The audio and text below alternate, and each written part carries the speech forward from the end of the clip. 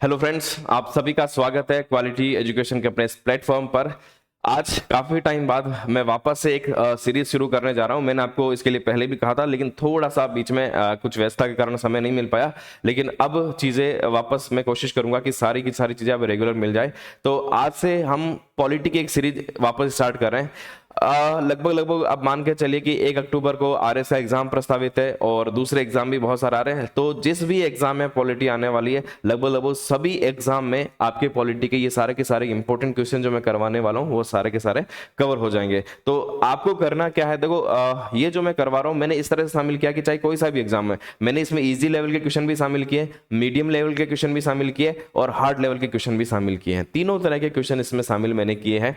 आपको करना क्या है, आपको ये करना है कि हाँ, आप सभी तरह के क्वेश्चन देख लीजिए, लगातार बस इसको रेगुलर फॉलो करना। अगर आपने रेगुलर इसको फॉलो कर लिया तो मान के चलिए कि जो भी सिलेबस में आपके टॉपिक है, मैं एक एक टॉपिक करके सारे की सारी चीजें यहाँ पर कवर करवा दूंगा। और जो भी इंपॉर्टेंट क्वेश्चन एग्जाम में बन सकते हैं वो लगभग लगभग डायरेक्टली इनडायरेक्टली सारे के सारे आपके कवर हो जाएंगे। ये मैं पॉलिटी की सीरीज स्टार्ट कर रहा हूँ। जल्दी बाकी टीचर्स भी आपको अभी चैनल पर दिखने वाले हैं। बहुत सारे अलग अलग सब्जेक्ट्स की आपको एमसीक्यूज लगातार मिलने वाले हैं और एमसीक्यू के अलावा भी कुछ ऐसे टॉपिक जो आपकी बहुत डिमांडिंग है, जो यूट्यूब पर कहीं पर मिलेंगे नहीं आपको, या फिर ऐसे इंपॉर्टेंट टॉपिक जहां से सवाल बन सकते हैं, मैं भी कोशिश करूंगा और बाकी टीचर भी कोशिश करेंगे कि यहां पर आपको सारे के सारे टॉपिक्स वो भी मिल जाए। तो आज से शुरू करते हैं। ये पहली क्लास आपको दिख रही है। मैंने प्रस्तावना उद्देशिका से पहला टॉपिक यहां पर लिया। तो शुरुआत करते हैं। एक बहुत बेसिक सा क्वेश्चन आपके सामने है, ये इजी लेवल का क्वेश्चन कह सकते हैं। एक बहुत बेसिक प्रश्न आपके सामने। उद्देशिका संविधान का सबसे महत्वपूर्ण अंग है, वह संविधान की आत्मा है। जो मूल शब्द आपको यहां पर देखना है, वहां पर शब्द आ रहा है कि संविधान की आत्मा है। ठीक है, इसके बारे में हम यहाँ पर पढ़ते हैं। और वो संविधान की कुंजी है, ये किसने कहा है। अब यहां पर थोड़ा सा इजी लेवल का क्वेश्चन है, मैं इसको बहुत ज्यादा कठिन नहीं मानता हूं, लेकिन फिर भी थोड़ा सा आपको कंफ्यूजन होगा। कंफ्यूजन किस में होगा, देखो मैं आपको पहले तो एक ऑप्शन जिसको आप रिमूव कर सकते हैं, ठीक है, उसके बारे में बताता हूं। केटी शाह, ये आपने पढ़ा होगा, नीति निर्देशक तत्व में केटी शाह का कथन आता है। नीति निर्देशक तत्व जिसमें वो कहते हैं कि ये एक ऐसा चेक है जो जिसकी भुगतान है वो बैंक की इच्छा पर निर्भर करता है। तो यह नीति निर्देशक तत्व के लिए इनका एक प्रसिद्ध कथन आता है, वो एग्जाम में पूछा जाता है। तो एक तो ये याद रखना है, ठीक है। दूसरा, डॉक्टर अंबेडकर के बारे में जैसे ही आता है कि संविधान की आत्मा, ये किसने कहा, हम सीधा बढ़ते हैं डॉक्टर अंबेडकर। ध्यान रखना, डॉक्टर भीमराव अंबेडकर ने अनुच्छेद 32 को संविधान की आत्मा कहा है, न कि प्रस्तावना को। तो इसका आंसर डॉक्टर अंबेडकर नहीं होगा। अब दो ऑप्शन हमारे पास ऑप्शन बचते हैं, ठीक है, पंडित नेहरू या ठाकुरदास भार्गव। अब यहां पर भी ध्यान देना, यहां पर दोनों ऑप्शन सही, पंडित नेहरू भी सही है, ठाकुरदास भार्गव भी सही। अब कौन सा ऑप्शन सही करे, दोनों सही क्यों है। प्रस्तावना को संविधान की आत्मा, पंडित नेहरू भी प्रस्तावना को संविधान की आत्मा कहते हैं, संविधान की आत्मा मानते हैं। और ठाकुरदास भार्गव ने भी कहा था कि प्रस्तावना संविधान की आत्मा। तो सही आंसर किसको माने, ध्यान देना, प्रस्तावना संविधान की आत्मा ये किसी एक व्यक्ति ने नहीं कहा था। मैंने कहा पंडित नेहरू ने भी कहा, ठाकुरदास भार्गव ने भी कहा, इसके बाद और भी जैसे मोहम्मद हिदायतुल्लाह हमारे मुख्य न्यायमूर्ति रहे थे, न्यायाधीश रहे थे, उन्होंने भी बाद में कहा कि संविधान की आत्मा है वास्तव में प्रस्तावना। तो और भी बहुत सारे इस तरह के जो व्यक्ति हैं जिन्होंने कहा था। पर इसका सही आंसर क्या है, देखो इसका सही आंसर जो है, कई बुक्स में आपको सब जगह एग्जाम में भी ये प्रश्न पूछा गया, तो इसका सही आंसर माना जाएगा ठाकुरदास भार्गव। क्यों, क्योंकि जो सबसे पहले संविधान की आत्मा, प्रस्तावना को संविधान की आत्मा कहा था, वो ठाकुरदास भार्गव ने कहा था। बाद में पंडित नेहरू ने भी इस बात को आगे बढ़ाया और बाद में और भी कई लोगों ने कहा। तो अगर जब दोनों ऑप्शन साथ में आ जाए, अब देखो अगर ये ऑप्शन नहीं होता, कोई और ऑप्शन होता जैसे सरदार पटेल या राजेंद्र प्रसाद या कोई भी, तो फिर हम लिखते हैं पंडित नेहरू, क्योंकि ठाकुरदास भार्गव ऑप्शन में नहीं है। लेकिन अब पंडित नेहरू भी ऑप्शन में है, ठाकुरदास भार्गव भी ऑप्शन में है, तब आपको पहले ठाकुरदास भार्गव ये ऑप्शन सही करना, ये इसका सही आंसर हो जाएगा। ठीक है, आगे देखते हैं अगला क्वेश्चन क्या है। अगला प्रश्न देखिए, सुप्रीम कोर्ट के अनुसार प्रस्तावना संविधान में कई प्रावधानों के पीछे सामान्य उद्देश्य को दर्शाती है। इस प्रकार संविधान निर्माताओं के दिमाग की कुंजी है।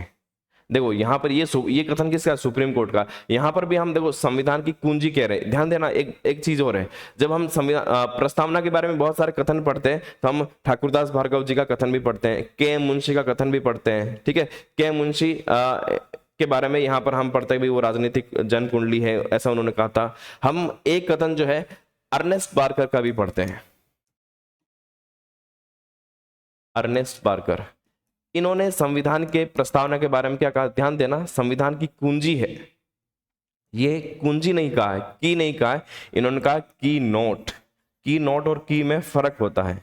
है ना। की नोट एक तरह से हम कह सकते हैं संविधान का, जब बिल्कुल कोई सार चीज बोली जाती है तो उसको की नोट बोला था। तो उन्होंने कुंजी नहीं कहा था, कुंजी नोट कहा था। ये नोट कर लेना, कुंजी और कुंजी नोट में फर्क है ना। तो आप ये नहीं कहना इसमें अर्नेस्ट बार्कले तो आपने ऑप्शन ही नहीं दिया। अर्नेस्ट बार्कले के लिए जो शब्द आता है वो की नोट आता है, कुंजी नोट आता है, न कि केवल कुंजी। अब यहाँ पर जो सुप्रीम कोर्ट कह रहा है वो भी कह रहा है कि संविधान निर्माताओं के दिमाग की कुंजी है। ये किस केस में कहा है, इस केस की बात करते हैं। तो देखो यहाँ पर 4 केस दे रखे, बेरूबर यूनियन केस, गोलकनाथ बनाम पंजाब राज्य, मिनर्वा मिल्स, एसआर बोमई बनाम भारत संघ। ठीक है, ये सारे 4। देखो इसमें एक बहुत महत्वपूर्ण केस था, ये केस था बेरूबर यूनियन केस। इसी केस में सुप्रीम कोर्ट ने यह भी कहा था कि प्रस्तावना संविधान का अंग नहीं है, और साथ में यह बात भी कहा कि भले ही प्रस्तावना संविधान का अंग नहीं है, ठीक है, लेकिन ये जो प्रस्तावना है, जहां कहीं पर भी संविधान की भाषा संदिग्ध पाई जाती है, अस्पष्ट पाई जाती है, तो प्रस्तावना को लिया जा सकता है, क्योंकि प्रस्तावना जो है वो सामान्य उद्देश्य को निहित करती है और संविधान निर्माताओं के दिमाग की एक कुंजी है। इसलिए जहां कर भी कोई विशेष आर्टिकल व्याख्या नहीं कर पाता तो व्याख्या करने के लिए प्रस्तावना का सहारा लिया जा सकता है। एक बहुत महत्वपूर्ण निर्णय इस बेरूबारी यूनियन केस में दिया था। ठीक है, इसी बेरूबारी यूनियन केस में, बेरूबारी का जो केस था, उसी बेरूबारी यूनियन केस में इन्होंने कहा था कि प्रस्तावना संविधान का अंग नहीं है। बाद में ये बदलाव आ गया था केशवानंद भारती केस में, जिसमें ये माना गया था कि प्रस्तावना संविधान का अंग है। अगला प्रश्न देख लेते हैं। प्रस्तावना में संविधान का निहित है, क्या निहित है? प्रत्यक्ष लोकतंत्र, प्रत्यक्ष ज्ञान, मूल दर्शन या मूल व्याख्यान। ये तो एक बहुत आसान सा प्रश्न है। प्रस्तावना में संविधान का हमें सार मिलता है, या इसी को हम कह सकते हैं मूल दर्शन क्या है संविधान का। ध्यान देना, अब प्रत्यक्ष लोकतंत्र या फिर प्रत्यक्ष ज्ञान या मूल व्याख्यान। अब मूल व्याख्यान पूरी व्याख्यान नहीं है, इसमें एक दर्शन कह सकते हैं, भाव छिपा है। पूरे संविधान का भाव क्या है, पूरे संविधान का सार क्या है, पूरे संविधान का दर्शन क्या है, ये दर्शन जो है इस प्रस्तावना में हमें देखने को मिलता है। तो इसका सही आंसर क्या हो जाएगा? ऑप्शन 3। अगला प्रश्न देखते हैं। प्रस्तावना में सम्मिलित नहीं किया गया, क्या प्रस्तावना में नहीं मिलता? न्याय, शिक्षा, स्वतंत्रता, समानता। ये भी एक बहुत इजी लेवल का क्वेश्चन है, बिल्कुल आप बता सकते हैं कि क्या सम्मिलित नहीं है। तो शिक्षा सम्मिलित नहीं है। न्याय हमें मिलता है, 3 तरह के न्याय मिलते हैं। एक तो ये भी याद होना चाहिए, 3 तरह के न्याय, सामाजिक, आर्थिक और राजनीतिक। 3 प्रकार के न्याय हमें यहाँ पर देखने को मिलते हैं। ठीक है, ये सारे महत्वपूर्ण प्रश्न है, पर बस ये है कि एग्जाम के लेवल के हिसाब से अलग अलग तरह के, आरएस में भी इस तरह के प्रश्न पूछे जा सकते हैं। ये सिंपल लेवल में, इजी लेवल के प्रश्न आते हैं। आप देखो कोई सा भी एग्जाम होता है उसमें सारे प्रश्न हार्ड लेवल के नहीं होते हैं, सारे प्रश्न इजी लेवल के नहीं होते हैं, हर तरह का लेवल होता है। सामान्यतः किसी भी एग्जाम में ये होता है भी हाँ, आपको एग्जाम के लेवल पर अलग अलग 40% प्रश्न हो सकते हैं आपको इजी लेवल के मिल जाए, कि 40% तो कोई भी ला सकता है, 40% इजी, मतलब कि जो थोड़ा बहुत पढ़ के भी गया है वो 40% ला सकता है। उसके बाद 30% ऐसा है जिन्होंने बहुत अच्छी तैयारी की है, वही इन 30% को कर सकते हैं। और आगे के 30% तो ऐसे सवाल आएंगे जो कई किताबों में भी हम नहीं मिलेंगे, किताबों में पहली बार छपेंगे। तो आप मान के चलिए कि 30% तो ऐसे प्रश्न होते हैं जो बहुत मुश्किल लेवल के होंगे, बहुत कम कैंडिडेट इनको कर पाते हैं जो बहुत अच्छे लेवल की तैयारी करते हैं। एक सामान्य इस तरह का पैटर्न पर बनाया जाता है। मैंने भी इसी तरह सेट करने की कोशिश की, 4 प्रश्न इजी लेवल के ले लिए जाए, 3 प्रश्न मीडियम लेवल के और 3 प्रश्न थोड़े से हार्ड लेवल के ले लिए जाए। ठीक है, इस तरह का प्रश्न यहां पर बनाने का प्रयास किया। सामान्यतः एग्जाम में भी, अब किसी किसी एग्जाम में, जैसे आरएस का एग्जाम है, आरएस में तो 50% लाना, 60% लाना बहुत बड़ी बात है। तो उसमें इजी लेवल का प्रश्न जो है वो 40% से थोड़ा सा कम भी हो सकता है। ठीक है, तो सामान्यतः इस तरह का रेशो बनाया जाता है। कहने की मतलब ये है कि तीनों तरह के प्रश्न हमें मिल जाएंगे, तो ये एक इजी लेवल में मान सकते हैं। थोड़ा सा हम डिटेल में देखते हैं। अब स्वतंत्रता की बात करते हैं, तो यहाँ पर देखो, यहाँ पर हमने कहा 3 प्रकार की स्वतंत्रता, यहाँ पर है 5 प्रकार की स्वतंत्रता। कौन कौन सी है आप मुझे कमेंट में लिखकर भी बता सकते हैं कि 5 प्रकार की स्वतंत्रता कौन कौन से हैं। और 2 प्रकार की समानता। देखो समानता, वैसे एक्चुअल शब्द जो है वो समता। अभी ईयूआरओ का एग्जाम आया था, वहां पर भी इस तरह का सवाल आया था, अभी क्या लिखा हुआ है, तो वहां पर इंग्लिश में थोड़ा सा कंफ्यूजन था, है ना। इंग्लिश देखेंगे तो आपको क्लियर हो जाएगा। वहां पर जो शब्द लिखा था, क्योंकि आपको लगता है कि समानता तो लिखा हुआ है नॉर्मली, पर एक्चुअल में क्या है कि एक्चुअल जो वर्ड है वो समता है, हम समानता भी लिख देते हैं, पर एक्चुअल जब इसका अगर हम इंग्लिश वर्ड देखें तो वहां पर जो कंफ्यूजन था वो था कि पैरिटी शब्द आएगा या इक्वेलिटी शब्द आएगा।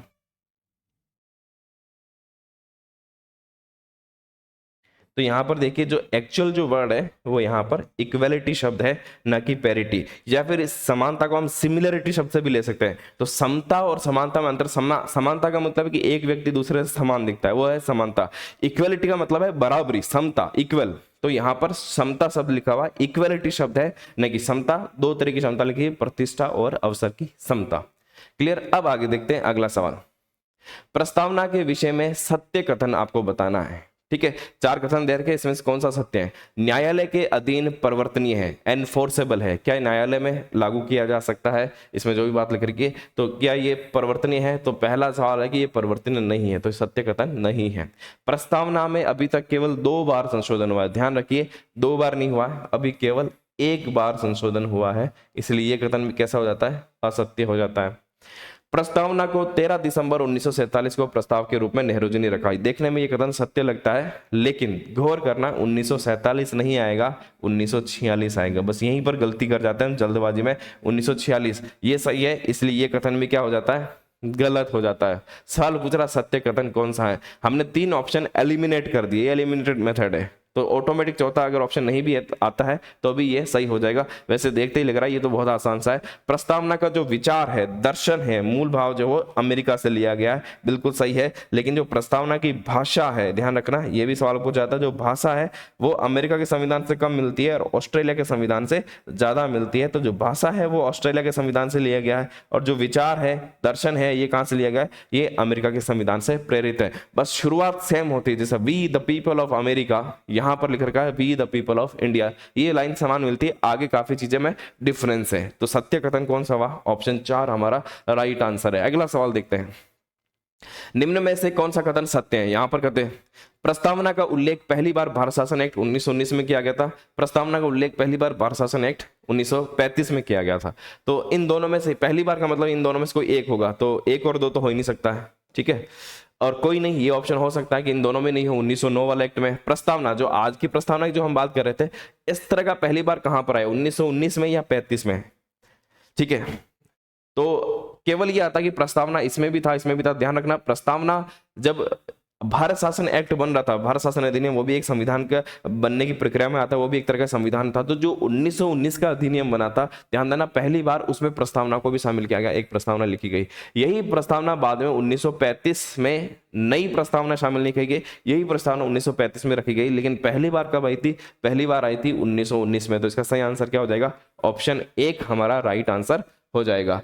अगला सवाल देखते हैं, प्रस्तावना को लेकर सही मिलान करना है। सही मिलान क्या होगा? देखो, पहला लिखा है बेरूबाड़ीवाद संविधान का भाग है, प्रस्तावना संविधान का भाग है, ऐसा कहा था क्या? नहीं, उसमें कहा था कि प्रस्तावना संविधान का भाग नहीं है, संविधान का अंग नहीं है, ये बेरूबाड़ीवाद में कहा था। हालांकि ये बात भी कही थी कि भले ये संविधान का भाग नहीं है, लेकिन जहां पर भी कहीं संविधान अस्पष्ट लगता है, कोई आर्टिकल अस्पष्ट है ना, उसकी व्याख्या नहीं की जा रही है, संदिग्ध लग रहा है, वहां पर प्रस्तावना को काम में लिया जा सकता है, प्रस्तावना के आधार पर निर्णय दिया जा सकता है। यह संविधान निर्माताओं की दिमागी कुंजी है, ये उनके सामान्य आशय को प्रकट करती है। केशवानंद भारती में बाद में इसी केस में जो दिया था कि संविधान का भाग नहीं है, केशवानंद भारती में यह फैसला पलट दिया और कहा कि संविधान का अभिन्न अंग है ये प्रस्तावना, ठीक है। बाद में इसी बात को आगे बढ़ाते हुए एक केस और आया था 1985 का, LIC ऑफ इंडिया, इसमें भी सुप्रीम कोर्ट ने यही कहा था कि संविधान का आंतरिक हिस्सा है ये प्रस्तावना, ये बात का केस है। और ये बहुत शुरू का केस है 1951 के आसपास, जिसमें AK गोपालन बाद में, ये वैसे मौलिक अधिकार से जुड़ा हुआ था। इसमें यहां पर कहा था कि जो प्रस्तावना है ये न्यायालय में परिवर्तनीय नहीं है, एनफोर्सेबल नहीं है। तो इसका सही आंसर क्या हो जाएगा? 2-1 यहां पर A में होना चाहिए, A में होना चाहिए 2, B में होना चाहिए 1। तो यहां पर देखिए A में 2 यहां पर आ रहा है, ठीक है, ये 2 और 1 यहां पर भी आ रहा है, 2 और 1 यहां पर भी आ रहा है। C में 3 आना चाहिए, तो C में 3 हो गया, D में 4 हो गया। हमारा आंसर हो जाएगा ऑप्शन नंबर 2, बिल्कुल सही है। ठीक है, आगे बढ़ते हैं। क्वेश्चन नंबर 8 देखिए, क्वेश्चन नंबर 8 में लिखा हुआ है संविधान की उद्देशिका संबंध में, उद्देशिका कहो चाहे प्रस्तावना कहो चाहे इंग्लिश में इसको प्रियम्बल कहो, एक ही बात है। जब हम ये बात करें तो तीनों एक ही है, क्लियर। संविधान की उद्देशिका के संबंध में निम्न कथनों पर विचार कीजिए और सही कथन का चुनाव कीजिए। इसकी प्रकृति है न्याय योग्य है। देखो, इसकी प्रकृति न्याय योग्य है, चाहे इसको वाद योग्य बोल लीजिए या फिर इसको परिवर्तनीय बोल लीजिए या फिर इसको एनफोर्सेबल बोल लीजिए। अभी हमने परिवर्तनीय शब्द काम लिया, एक ही बात है। तो क्या ये वाद योग्य है, न्याय योग्य है, परिवर्तनीय है? नहीं है। तो सही कथन चुनिए, हमें ये सही कथन नहीं है। उद्देशिका में संशोधन किया जा सकता है, बिल्कुल सही। अभी हमने पढ़ा था कि उद्देशिका में संशोधन किया जा चुका है 2 बार, 2 बार नहीं 1 बार हुआ। अभी हमने पढ़ा था कि 2 बार किया जा चुका, वो कथन हमने गलत बताया, 1 बार हो चुका है। तो यहां पर ये सही है। संविधान के विशिष्ट प्रावधानों को ये रद्द कर सकता है, ओवरराइड कर सकता है। अब ये कथन थोड़ा समझने वाली बात है। तो अभी हमने कहा कि बेरोबारी केस में कहा कि जहां पर भी संविधान अस्पष्ट लगता है, संदिग्ध लगता है, वहां पर प्रस्तावना का सहारा लिया जा सकता है। लेकिन ध्यान देना, ये संविधान के विशिष्ट प्रावधानों को रद्द नहीं कर सकता है, ओवरराइड नहीं कर सकता। मतलब कोई भी आर्टिकल दे रखा, आर्टिकल में जो बात लिखी है, ठीक है, संविधान के आर्टिकल ये परिवर्तनीय है, न्याय योग्य है, वाद योग्य है संविधान का कोई भी यहां पर आर्टिकल। और दूसरा है प्रस्तावना। एक बात कोई आर्टिकल में लिखी हुई है और एक बात कोई प्रस्तावना में लिखी है, तो पहली प्राथमिकता किसको दी जाएगी?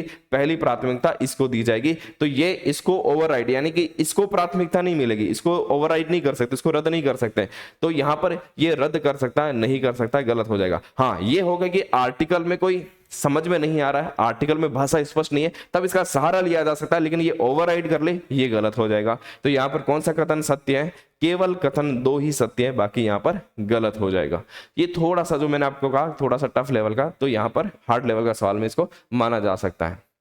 आगे सवाल देखिए, भारतीय संविधान लोकतांत्रिक है।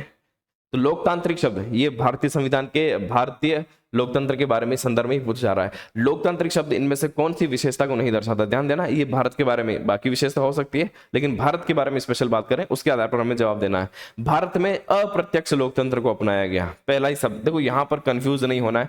भारत में लोकतंत्र है, प्रत्यक्ष है या अप्रत्यक्ष है, तो बिल्कुल क्लियर रहना, भारत में अप्रत्यक्ष लोकतंत्र को अपनाया। कई बार हमें लगता है कि भारत में प्रत्यक्ष लोकतंत्र, प्रत्यक्ष लोकतंत्र का मतलब यह होता है कि जहां पर कोई भी फैसला होता है वो सीधे जनता करती है। तो भारत में कोई भी कानून बनता है, कोई भी डिसीजन लेना, क्या सीधे जनता करती है? जनता के चुने हुए प्रतिनिधि संसद के माध्यम से करते हैं। तो जनता के चुने हुए प्रतिनिधि संसद के माध्यम से करते हैं। हम हर कानून पे, हर चीजों पे वोट नहीं कराते। स्विट्जरलैंड जैसा देश है, जहां यूरोप के और भी कुछ कंट्री, जहां बहुत छोटे देश है, बड़े देशों में फिर भी यहां पर ऐसा नहीं है, जहां पर सीधे वोट कराते हैं जनता से, वहां पर प्रत्यक्ष लोकतंत्र होता है। भारत में अप्रत्यक्ष लोकतंत्र, इतनी बड़ी जनसंख्या है तो अप्रत्यक्ष लोकतंत्र को अपनाया गया है। यहां क्षेत्रीय, भाषाई, नस्लीय आदि विविधता को देखते हुए एक दलीय लोकतंत्र को स्वीकार किया गया। देखो यहां पर यह बात तो सही है कि क्षेत्रीय, भाषाई, नस्लीय आदि विविधता है, एक दलीय लोकतंत्र नहीं है। भारत में बहुदलीय लोकतंत्र है, इसलिए ये कथन गलत हो जाता है। तो कौन सा विशेषता को नहीं दर्शाता? तो ये नहीं दर्शाता है। ये लोकतंत्र वैचारिक स्तर पर उदार लोकतंत्र की कार्यविधि का समर्थन नहीं करता है, नहीं, ये भी गलत है। भारत में उदार लोकतंत्र का समर्थन होता है, भारत में कठोर लोकतंत्र नहीं, उदार लोकतंत्र है, इसलिए यहां पर यह भी हमारी विशेषता नहीं है। ये हमारी विशेषता कौन सा नहीं है? नहीं पूछ रहा है, यहां पर ध्यान देना भी जरूरी। कौन सा नहीं पूछ रहा है? तो नहीं पूछ रहा है, तो 2 और 3 इसका आंसर हो जाएगा। ये हमारा आंसर है। और आज मैंने कोशिश यही की, अभी थोड़े कम प्रश्न रखे। आज टोटल हमने 10 प्रश्न ही रखे, तो अंतिम प्रश्न पर हम आ रहे हैं। अंतिम प्रश्न ये रहा आपके सामने, संविधान की प्रस्तावना के संदर्भ में असत्य कथन कौन सा है? मैंने कोशिश की कि लगभग 10 प्रश्नों में उस टॉपिक से जुड़े हुए सारे के सारे प्रश्न आ जाए। जहां कोई बड़ा टॉपिक होगा, जैसे मूल अधिकार बहुत बड़ा टॉपिक है ना, तो वहां पर 10 प्रश्नों से काम नहीं चलेंगे, तो वहां पर एक से ज्यादा वीडियो में हम इसको कवर कर लेंगे। अभी बात करते हैं प्रस्तावना के बारे में। तो संविधान की प्रस्तावना के संदर्भ में असत्य कथन हमें देखना है। भारतीय संविधान लोकतांत्रिक और साम्यवादी दोनों प्रकार के समाजवाद का प्रावधान करता है। देखो भारत के प्रस्तावना में समाजवाद के बारे में लिखा हुआ है। भारत के प्रस्तावना में आप देखोगे बाद में समाजवाद शब्द भी जोड़ा गया। तो समाजवाद है भारत में, लेकिन किस तरह का? लोकतांत्रिक और साम्यवादी दोनों है? नहीं, लोकतांत्रिक तो है, लेकिन साम्यवादी लोकतंत्र को हमने, साम्यवादी समाजवाद को हमने नहीं अपनाया, हमने केवल लोकतांत्रिक समाजवाद को अपनाया। तो ये कथन कैसा है? ये कथन असत्य कथन हो जाता है। ठीक है, असत्य कथन है। प्रस्तावना के अनुसार विधायिका अपनी विधायी शक्तियों का उपयोग करने के लिए बाध्य है। देखो प्रस्तावना में ऐसे कहीं कोई चीज ऐसी नहीं लिखी है कि विधायी शक्तियों का उपयोग करने के लिए वो बाध्य है, इसलिए कथन भी कैसा हो जाता है? असत्य। प्रस्तावना में कहा गया है कि संविधान का जो अधिकार है वो लोकसभा में निहित रहेगा। ये कथन सही है क्या? संविधान का अधिकार लोकसभा में, ध्यान देना, संविधान में यह कहा गया कि संविधान की जो शक्ति है, संविधान का जो अधिकार है वो हम भारत के लोगों में निहित रहेगा, न कि पीपल, लोगों की बात की गई है, न कि लोकसभा की। तो यह कथन भी कैसा हो जाता है? यह कथन भी गलत हो जाएगा। तो असत्य कथन कौन सा है? 1, 2, 3 तीनों ही असत्य हैं। क्लियर हो गया? तो ये थे हमारे 10 प्रश्न।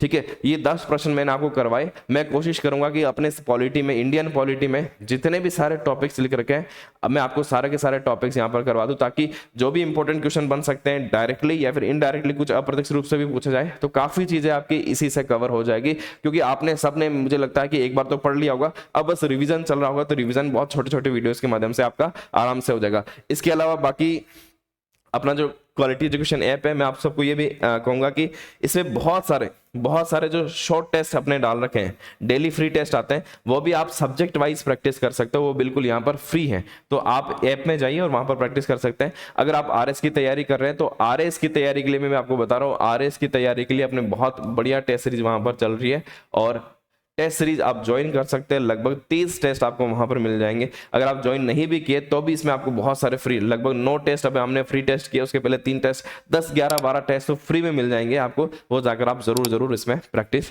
कर लेना। ठीक है, तो मिलते हैं वापस नेक्स्ट वीडियो में नेक्स्ट टॉपिक के साथ। Thank you.